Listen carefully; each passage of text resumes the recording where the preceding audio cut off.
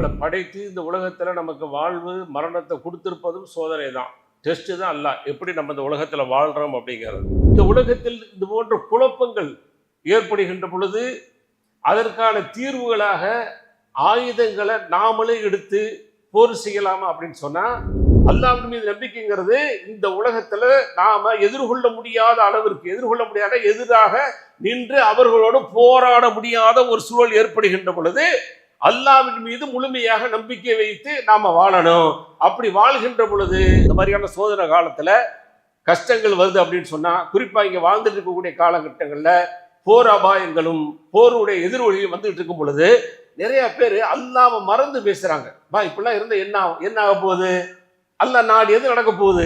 أعوذ بالله من شرور أنفسنا وسيئات أعمالنا من يهده الله فلا مضل له ومن يضلل فلا هادي له وأشهد أن لا إله إلا الله وحده لا شريك له وأشهد أن محمدا عبده ورسوله أرسله بالحق بشيرا ونذيرا اللهم صل على محمد وعلى آل محمد كما صليت على إبراهيم وعلى آل إبراهيم إنك حميد مجيد اللهم بارك على محمد وعلى آل محمد كما باركت على إبراهيم وعلى آل إبراهيم إنك حميد مجيد أما بعد فأعوذ بالله من الشيطان الرجيم يا أيها الذين آمنوا اتقوا الله حق تقاته ولا تموتن إلا وأنتم مسلمون.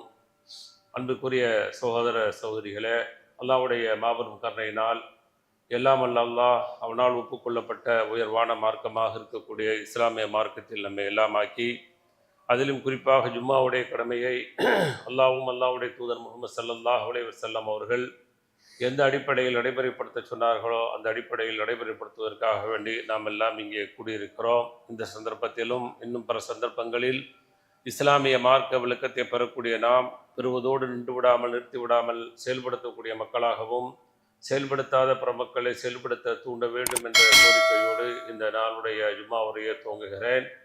இன்றைக்கு வழங்கப்பட்டுள்ள தலைப்பு அத்தவக்குலு வத்தஃபாவுல் ஜமனல் ஃபித்தனி வல் கலாக்குல். அதாவது குழப்பமான காலங்களில் இறை நம்பிக்கையும் நற்சகனம் அல்லது நல்லெண்ணமும் எப்படி இருக்க வேண்டும் என்ற தலைப்பின் கீழ் சில விஷயங்களை பார்க்க இருக்கிறோம். காரணம் என்னவென்று சொன்னால், இந்த உலகத்தினுடைய அமைப்பை அல்லாஹ் ஏற்றத்தாழ்வுகளோடு தான் அல்லாஹ் அமைத்து வைத்திருக்கிறான். எல்லா விதமான சூழல்களையும் அல்லாஹ் அமைத்து இந்த உலகம் இயங்கி கொண்டிருக்கிறது. ஒரே பூங்கோடு இந்த உலகத்தை அல்லாஹ் போக வைக்கலை. சண்டைகளும் கலவரங்களும் கூச்சல்களும் குழப்பங்களும், அதே போல சமாதானங்களும், அதே போல நன்மை தீமைகளும், நல்லது கெட்டதுகளும், அதே போல நோயும் நிவாரணமும், இப்படி பல்வேறு சோதனைகளை இந்த உலகத்திலே அல்லாஹ் கொடுத்து, இந்த உலகத்தில் வாழக்கூடிய மக்கள், குறிப்பாக அல்லாஹ்வை ஏற்ற மக்கள், அல்லாஹ்வின் மீது முழுமையாக நம்பிக்கை வைத்தவர்களாக அதை எதிர்கொள்ளக்கூடியவர்களாக இருக்க வேண்டும் என்ற பாடத்தை தான் அல்லாஹ் நமக்கு தருகிறான். அதனால் இந்த உலகத்தில் ஏற்பட்டு கொண்டிருக்கக்கூடிய அல்லது நடந்து கொண்டிருக்கக்கூடிய குழப்பங்களோ அல்லது பிரச்சனைகளோ அல்லது சண்டைகளோ அல்லது தனி மனிதர்களுக்காக ஏற்பட்ட எந்த விதமான சிரமங்களோ கஷ்டங்களோ, இது ஏன் ஏற்பட்டது, அல்லாஹ் ஏன் இப்படி செஞ்சுக்கிட்டு இருக்கிறான், எப்போ பார்த்தாலும் இப்படி நடந்துக்கிட்டு இருக்கே அப்படின்னு சொல்லி அல்லாஹ்வின் மீது தவறான எண்ணங்கள் கொள்ளாமல், அல்லாஹ்வை குறை சொல்லாமல் இந்த உலகத்தில் நாம் வாழணும். அதனால தான் அல்லாஹ் சூரத்து பக்கரால 155வது வசனமாக சொல்கிறான், வல் நபுலுவன்னக்கும் பிஷைஇ மினல் ஹௌஃபி வல் ஜூஇ வ நக்ஸி மினல் அம்வால் வல் அன்ஃபுஸி வஸ்ஸமராத் வ பஷ்ஷிரி ஸாபிரீன். இந்த உலகத்தில் நீங்கள் வாழும் பொழுது உங்களை நாம் சோதிப்போம் அப்படிங்கிறான். சோதனை நம்மளை படைத்து இந்த உலகத்தில் நமக்கு வாழ்வு மரணத்தை கொடுத்திருப்பதும் சோதனை தான், டெஸ்ட்டு தான். அல்லாஹ் எப்படி நம்ம இந்த உலகத்தில் வாழ்கிறோம் அப்படிங்கிறது. அதே போல் அல்லாஹ் இந்த வசனத்தில் சொல்லும்போது பயத்தை கொண்டு சோதிப்ப, ஏதாவது ஒரு பயம், ஏதாவது ஒரு பீதி உங்களுக்கு இருந்துக்கிட்டு இருக்கும், அது மாதிரியான ஒரு சோதனை வரும். அல்லது பசி, அது மாதிரி சோதனை வரும். அதே போல் நக்ஸிமல் அம்பால் வல் அன்ஃபுஸ், உங்களுடைய பொருளாதாரத்தில் சோதனை ஏற்படும். அதே போல் உங்களில் உள்ளவர்களை உயிரை கைப்பற்றுவதன் மூலமாக சோதனை ஏற்படும். வசமராத் கனிவிருக்கங்கள், அன்றைக்கு அந்த கனி இருந்ததுனால கனிவிருக்கங்களையும் அல்லாஹ் உள்ளடக்கி சொல்கிறான்.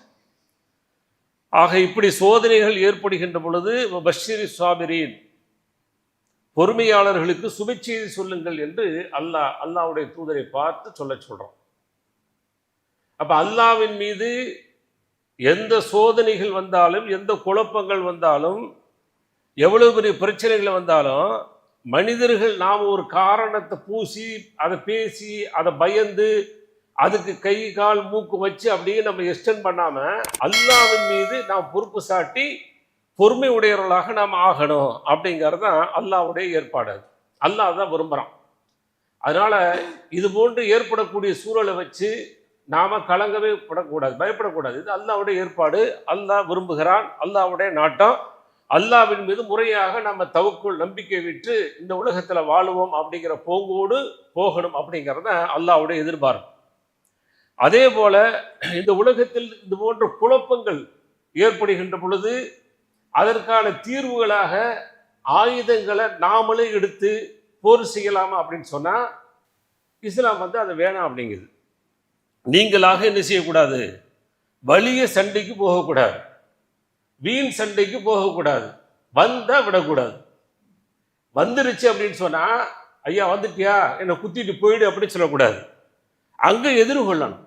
அதே சமயத்துல நாம செல்லக்கூடாது, நாம போகக்கூடாது என்ற ஒழுங்குகளையும் இஸ்லாம் தருது. ஏன்னா இந்த மாதிரி சூழல்ல மனிதர்கள் என்ன நினைக்கிறாங்கன்னு சொன்னா, இப்படி நடக்கும்போது நம்ம ஏதாவது ஒன்று செஞ்சுட்டா என்ன அப்படின்னு சொல்லிதான் பழைய காலங்களிலிருந்து இன்றைக்கு வரைக்கும் இஸ்லாத்திற்கு எதிரான சித்தாந்தங்களை அல்லது இஸ்லாத்துக்கு எதிரான செயல்களை இன்றைக்கு செய்யக்கூடியவராக மாறிடுறாங்க. அப்ப அல்லாஹ்வுடைய தூதர் ஸல்லல்லாஹு அலைஹி வஸல்லம் என்ன சொல்றாங்க, ஐயுஹன்னாஸ், மனிதர்களை என்று அழைத்து, லா தத்தமன்னௌ லிகால் அதுவ, எதிரிகளை சந்திப்பதை நீங்கள் விரும்பாதீர்கள் அப்படிங்கிறாங்க. எதிரிகளை நம்ம சந்திக்கணும், அவனை போற்றணும், அப்படி இப்படி சொல்லி நீங்க என்ன செய்யாதீங்க, நீங்கள் ஆசை கொள்ளாதீர்கள். வஸலுல்லாஹல் ஆஃபியா, அல்லாஹ்விடத்துல ஆஃபியத்து கேளுங்க, எப்பொழுதுமே நல்ல முறையில் இருக்க வேண்டும் என்று அல்லாஹ்விடத்துல கேளுங்க. இதா லகீதுமுஹும் ஃபஸ்பிரு, அவர்களை நீங்க சந்தித்தால் பொறுமையை மேற்கொள்ளுங்கள். அதே சமயத்துல அன்னல் ஜன்னத்தை தஹத திலாலி சுயூஃப், சொர்க்கம் இருக்கிறதே வாளுடைய கீழ் இருக்கிறது என்று அல்லாஹ்வுடைய தூதர் ஸல்லல்லாஹு அலைஹி வஸல்லம் சொல்லக்கூடிய செய்தி முஸ்லிம் என்ற ஹதீஸ்காரங்களை பார்க்கிறோம். பொறுமையாக இருங்க, வந்துருச்சு அப்படின்னு சொன்னா அந்த வாளை நீங்க வேலையை காட்டிருங்க, அந்த வாளுக்கு கீழே தான் உங்களுக்கு சொர்க்கம் இருக்கிறது என்று இஸ்லாம் நமக்கு சொல்லக்கூடிய அந்த செய்திகளை பார்க்கிறோம். அதே சமயத்துல நமக்கு அவர்கள் போர் இல்லாம பல வகையான தொந்தரவுகள், கஷ்டங்கள், சோதனைகள், துன்பங்கள், துயரங்கள் ஏதாவது கொடுத்துக்கிட்டு இருந்தாங்கன்னு சொன்னா அதற்காக வேண்டி நாம் என்ன செய்யணும், பொறுமை கொள்ளணும்.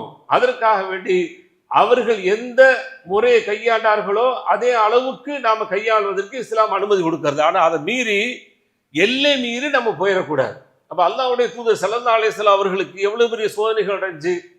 அல்லாஹ்வுடைய தூதர் ஸல்லல்லாஹு அலைஹி வஸல்லம் அவங்க அல்லாஹ்வுடைய தூதராக இருந்தாங்க. அல்லாஹ் நாடுனா அவங்களுக்கு மக்காவுல உதவி செய்து அவர்களுக்கு மிகப்பெரிய வெற்றியை தந்திருக்க முடியும். ஆனால் அல்லாஹ் இந்த உலகத்தோட நியதியை காட்டுறான். கிட்டத்தட்ட 13 ஆண்டுகள் அவர்கள் பட்ட கஷ்டங்கள் என்ன, அவர்களை தொடர்ந்து பின்பற்றிய நபித்தோழர்களுடைய கஷ்டங்கள் என்ன, எல்லாத்துக்குமான தீர்வு என்ன கொடுத்தது அப்படின்னு சொன்னா நீங்கள் அந்த நேரத்தில் பொறுமையாக இருக்கணும். அப்ப அதைத்தான் ஒரு ஹதீஸ் விளக்குகிறது. ஹப்பாப் பின் ரலியல்லாஹு தஆலா அறிவிக்கிறாங்க, புகாரில் இடம்பெற்றிருக்கக்கூடிய செய்தி, அல்லாஹ்வுடைய தூதர் ஸல்லல்லாஹு அலைஹி வஸல்லம் காபாவுடைய நிழலில் தலை வைத்து சாய்ந்தவர்களாக படுத்திருந்தாங்க. நாங்க அந்த நேரத்தில் அலா தஸ்தன்சிருலனா அல்லா ததுல்லாஹ லனா, எங்களுக்காக வேண்டி அல்லாஹ்விடத்துல பிரார்த்தனை செய்ய மாட்டீர்களா, எங்களுக்காக வேண்டி அல்லாஹ்விடத்தில் உதவி தேட மாட்டீர்களா? ஏன்னா அந்த அளவுக்கு கடுமையான கஷ்டங்களை, துன்பங்களை கொடுத்தாங்க, பயங்கரமான சோதனைகளை ஆளாயிட்டாங்க. அப்ப அல்லாஹ்வுடைய தூதர்கிட்ட கேட்கிறாங்க, எங்களுக்கு நீங்கள் ஒரு பிரார்த்தனை செய்யுங்க, துவா செய்யுங்க, ஏன்னா துவா செஞ்சாங்கன்னா கிடைச்சிரும் அப்படிங்கிறதுக்காக கேட்கிறாங்க. அப்ப அல்லாஹ்வுடைய தூதர் ஸல்லல்லாஹு அலைஹி வஸல்லம் என்ன செய்யணும், சரி கேட்க சொன்னதுனால உடனே துவா செஞ்சிருவோன்னு செஞ்சாங்களாண்டா? இல்ல.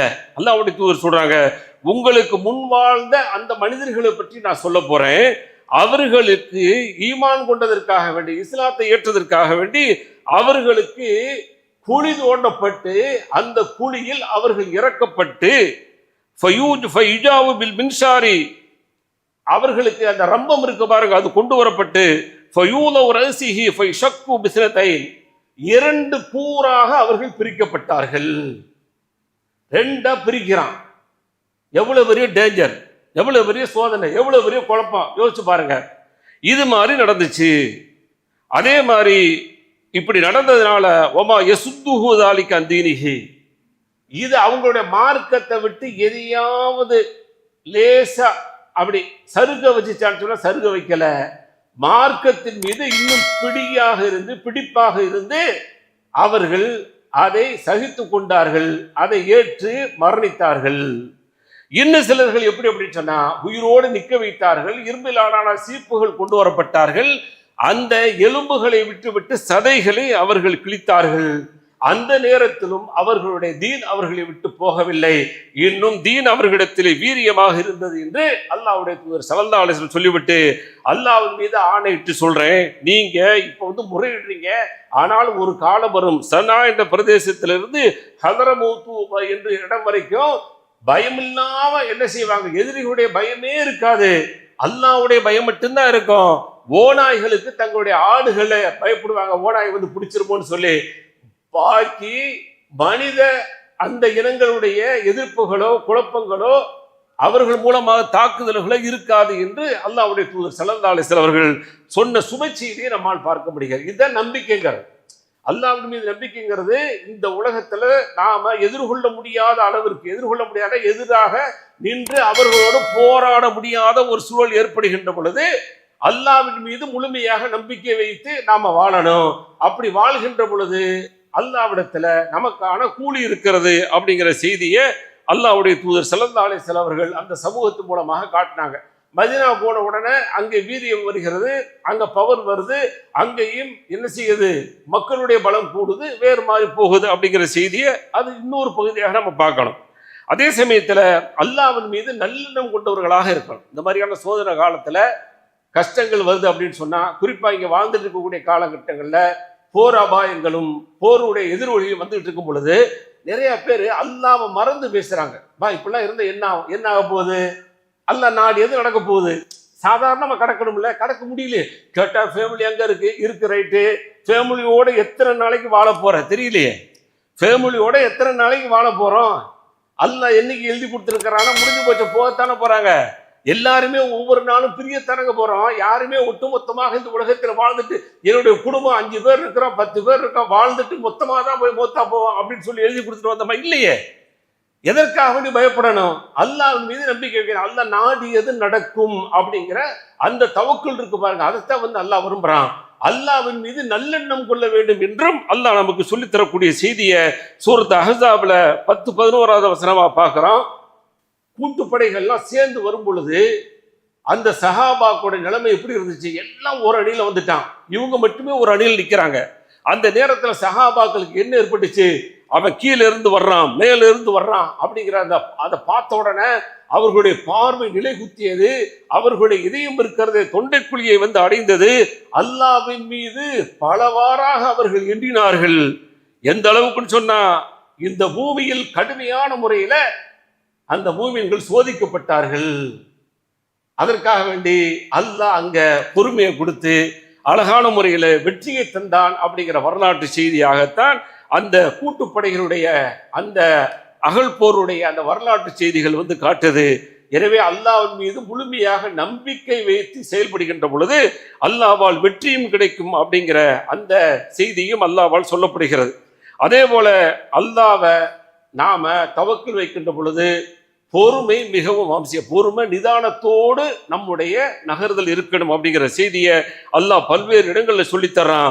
சூரத்து நஹ்லில் 127வது வசனமா சொல்லும்போது, வஸ்பிர், நீங்கள் பொறுமையாக இருங்க, வமா சபுர்க இல்லா பில்லா, அல்லாஹ் நாடினாலே தவிர உங்களுக்கு பொறுமை என்பது இருக்காது, எனவே நீங்கள் பொறுமையோடு இருங்கள் என்று அல்லாஹ் சொல்லக்கூடிய அந்த செய்திகளை பார்க்கிறோம்.